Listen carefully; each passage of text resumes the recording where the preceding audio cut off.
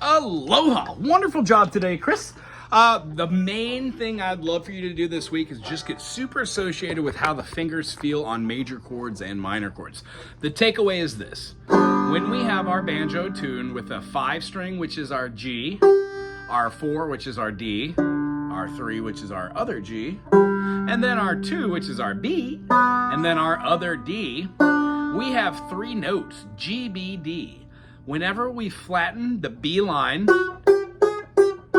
the second string, from our bar chord, we turn a major chord into a minor chord. Now, the whole idea of this is you need to get super comfortable with having pointy chords and your finger positioned right in the back, so when you play, you're not muting another string. It quite literally is going over the top and allowing that note to be open played. Now, for a major chord on this banjo, one of the ways we could play them is simply barring the whole fret, because this is tuned to a G major.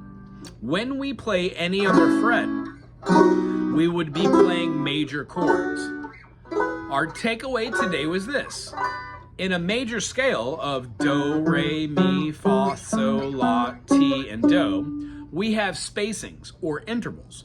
G to A is called a whole step. We skip the first fret completely. Open, second. Second to fourth fret is another whole step, or a major second. When we go a half step away, 3 to 4 is our first of 2 half steps. Whole step, half step.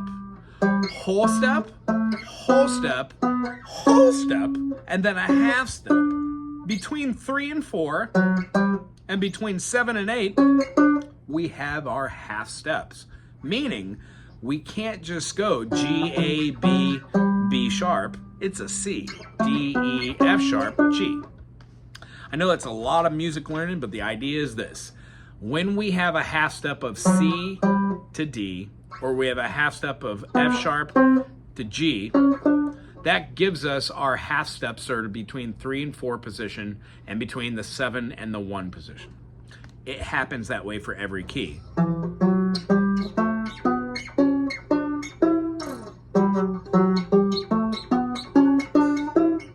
We can move up melodically all day long, but that's for another video. For this week, what I'd love for you to do is play a bar chord, any fret, and then make sure you find the B string, go down a half step, and then cover the remainder of those strings, providing you can play 1 finger over 2 strings, or 3 if you're using the 5, and then finger up top. If that's not comfortable playing 2 notes with 1 finger as a bar and having that one hover over the top, then by all means, you can play these with 2 fingers.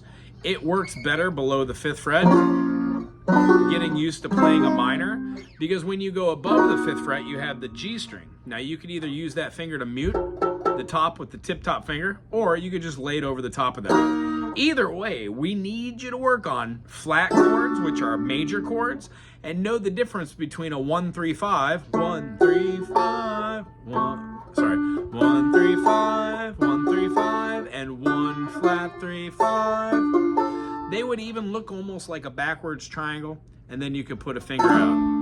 The concept behind this is there's not just one way to play a minor chord. There are a multitude of ways to play this minor chord. We just want you to pick the most convenient one for you and make sure you know what that is. The difference between a major and the difference between a minor is flattening the third or the median.